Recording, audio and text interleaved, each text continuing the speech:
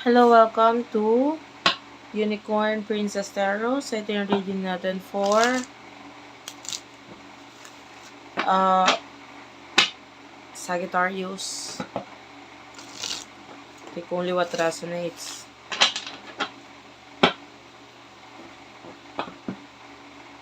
Don't forget, meron tayong, lagi ko yung ina-announce. Fire Sign Philippines. I-search mo na lang yan sa YouTube. Yan. Dahil ang Sagittarius ay fire sign. So, i-search mo yun. Meron tayong mga reading doon for fire sign. For Sagittarius, please. Sun, Moon, Rising, Venus, Jupiter. Sagittarius.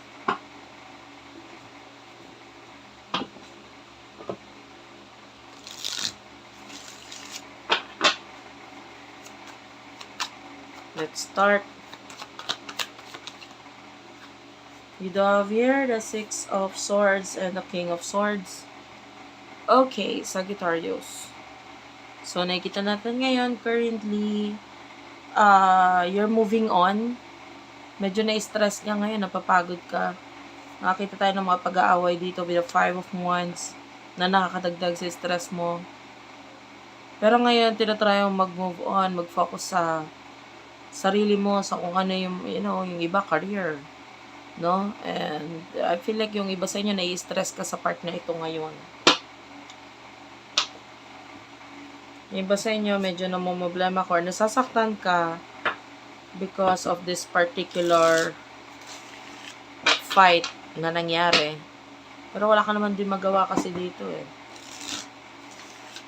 So may person na kakonect mo pagdating sa love, Sagittarius.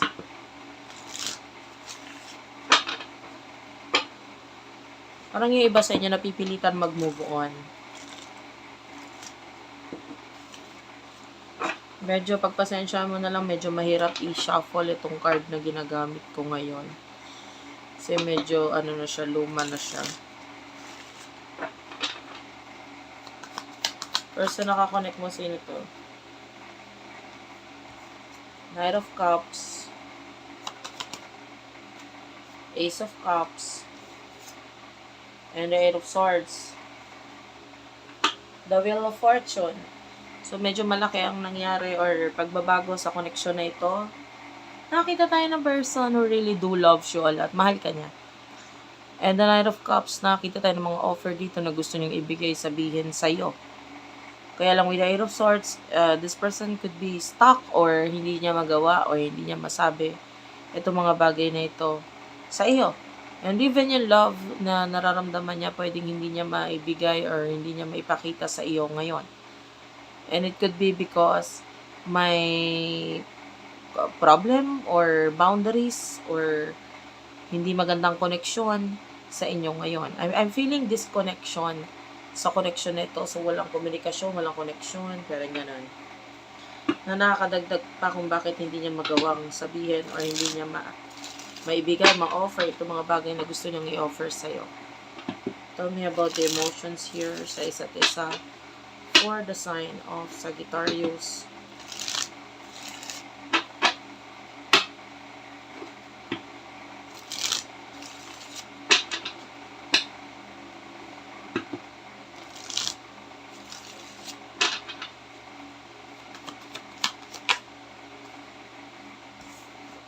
You do have here the Seven of Swords, the Three of Wands. Okay, the Four of Wands is here, Ten of Wands, and the Four of Pentacles. Bottom of the deck is the Two of Wands. So, nakikita natin ngayon, namimiss mo yung person na ito. Kaya parang yun nga, ikaw yung umiiwas lumalayo eh. Na, parang yung iba pwedeng wala kang choice. Or ito yung ginagawa mo ngayon, umiiwas lumalayo ka.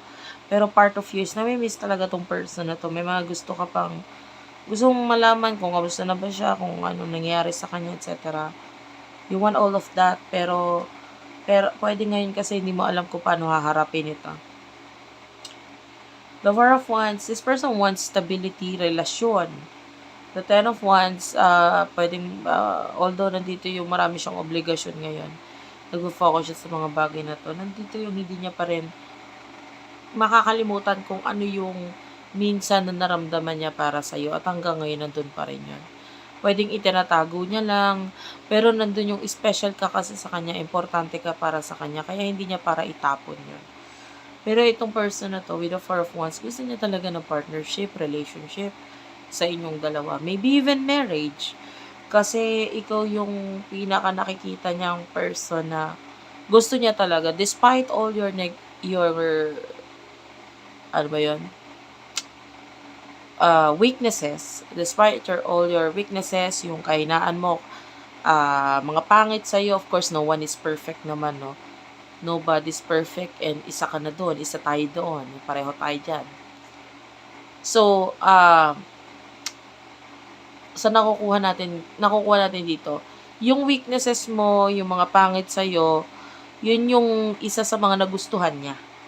Okay, so don't think na yung isang bagay sa'yo is pangit. For example, katawan mo. You're not happy kasi ganito ka, ganyan ka. Pero ito pala yung mas attractive para sa kanya. Attracted pala siya sa ganyan na style mo, sa itsura mo. 'Di ba? Parang ganun. Yung mga pangit sa paningin mo or tingin mo hindi okay, para sa kanya, gustong-gusto niya yun. So what will happen in the future for the both of you?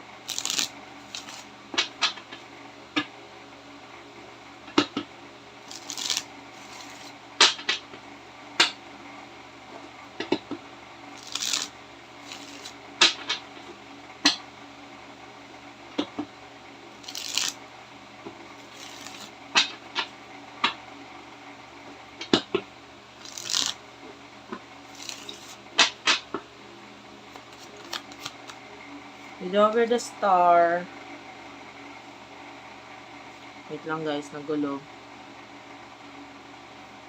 The star, the page of pentacles, the world at the bottom of the deck, the chariot is also here, followed by the ace of pentacles. Okay.